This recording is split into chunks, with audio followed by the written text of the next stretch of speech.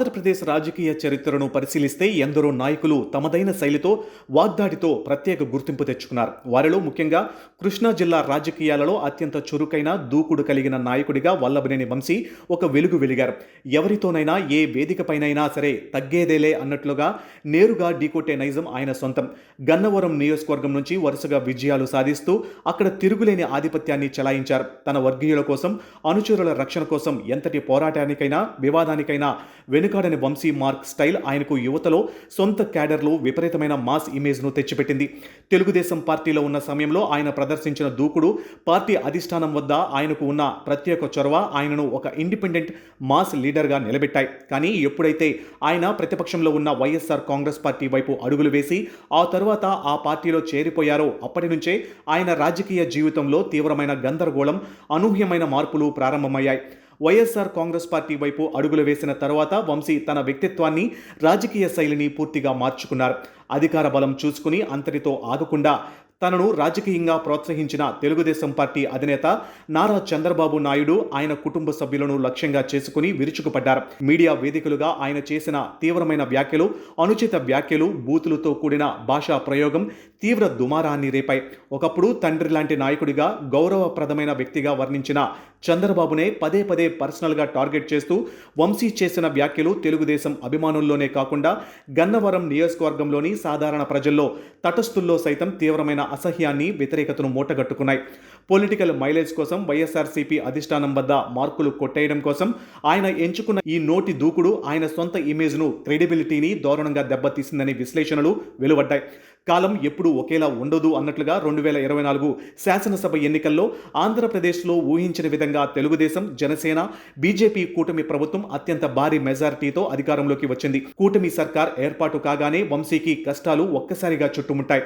గతంలో ఆయన చేసిన వ్యాఖ్యలు, ప్రతిపక్ష నేతలపై సాగించిన వేధింపులు, గన్నవరం టీడీపీ ఆఫీసుపై దాడి ఘటన వంటి తీవ్రమైన ఆరోపణలపై చట్టపరమైన చర్యలు వేగవంతమయ్యాయి.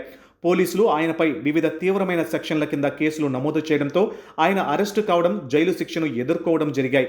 ఈ సుదీర్ఘ జైలు జీవితం, వరుస కోర్టు కేసులు, న్యాయపరమైన చిక్కులు ఆయన ఆరోగ్యాన్ని, మానసిక స్థైర్యాన్ని కోలుకోలేని విధంగా దెబ్బతీశాయి. ఒకప్పుడు ఎంతో ఉత్సాహంగా, గంభీరంగా, ఎవరికీ లొంగని రీతిలో కనిపించిన వంశీ ఈ కేసుల చక్రబంధంలో చిక్కుకుని శారీరకంగా, మానసికంగా ఎంతో కుంగిపోయారు. ఇక 2024 ఎన్నికల్లో గన్నవరం నియోజకవర్గ ప్రజలు ఇచ్చిన సంచలన తీర్పు వంశీ పొలిటికల్ కెరియర్కు బిగ్ షాక్ అని చెప్పవచ్చు. తన సుదీర్ఘ రాజకీయ జీవితంలో గన్నవరం నియోజకవర్గం నుంచి ఎన్నడూ ఓటమి ఎరుగని రికార్డు ఉన్న వంశీ ఆ ఎన్నికల్లో కూటమి ప్రభంజనంలో ఘోరంగా పరాజయం పాలయ్యారు. సొంత నియోజకవర్గంలోనే ఓడిపోవడమే కాకుండా అంతకుముందు 5 ఏళ్ల కాలంలో తన ప్రవర్తన, నోటి దురుసుతనం వల్ల తెచ్చుకున్న తీవ్ర నెగిటివిటీ ఆయన పొలిటికల్ గ్రాఫ్ను ఒక్కసారిగా అట్టడుగుకు పడేసింది. ఈ చారిత్రాత్మక ఓటమి తర్వాత వంశీ దాదాపుగా పొలిటికల్ స్క్రీన్ నుంచి గాల్లో కలిసిపోయారు.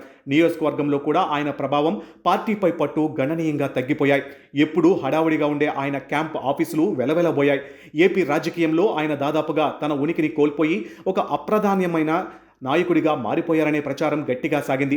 ఇటీవల ప్రభుత్వం నిర్వహించిన డిఎస్సి పరీక్షల విధానానికి వ్యతిరేకంగా వైఎస్ఆర్సీపీ అధినేత వైఎస్ జగన్మోహన్ రెడ్డి పిలుపునిచ్చిన నిరసన కార్యక్రమంలో వల్లభనేని వంశీ చాలా రోజుల సుదీర్ఘ విరామం తర్వాత బయటకు వచ్చారు. అయితే ఒకప్పుడు మైక్ ముందుకు వస్తే గంటల కొద్దీ ప్రత్యర్థులపై నిప్పులు చెరిగే వంశీ ఈ కార్యక్రమంలో మాత్రం చాలా క్లుప్తంగా కేవలం పరిమిత వ్యాఖ్యలకే పరిమితమయ్యారు. ఆయన మాట్లాడిన మాటల్లో మునుపటి పదును కానీ, ఆవేశం కానీ, కళ్లల్లో కనిపించే ఆ ఫైర్ కానీ ఎక్కడా కనిపించలేదు. ఏమాత్రం రచ్చ చేయకుండా మైక్ పట్టుకుని దాదాపు నిశ్శబ్దంగా తన ప్రసంగాన్ని ముగించారు. కేవలం పార్టీ పిలుపు మేరకు తన రాజకీయ ఉనికిని చాటుకోవడానికి, తాను ఇంకా రేసులో ఉన్నానని చూపించుకోవడానికి మాత్రమే ఆయన ఆ కార్యక్రమానికి వచ్చినట్లు ఆయన ప్రవర్తన స్పష్టం చేసింది. అంతర్లీనంగా పరిశీలిస్తే వంశీ తాను ఇంకా రాజకీయంలోనే ఉన్నానని, వైఎస్ఆర్సీపీలోనే కొనసాగుతున్నానని నిరూపించుకోవడానికి ప్రయత్నిస్తున్నప్పటికీ ఒకప్పుడు ఆయనలో ఉన్న ట్రేడ్ మార్క్ ఫైర్, పట్టుదల, దూకుడు, ఆవేశం పూర్తిగా ఆవిరైపోయాయనేది బహిరంగ సత్యం.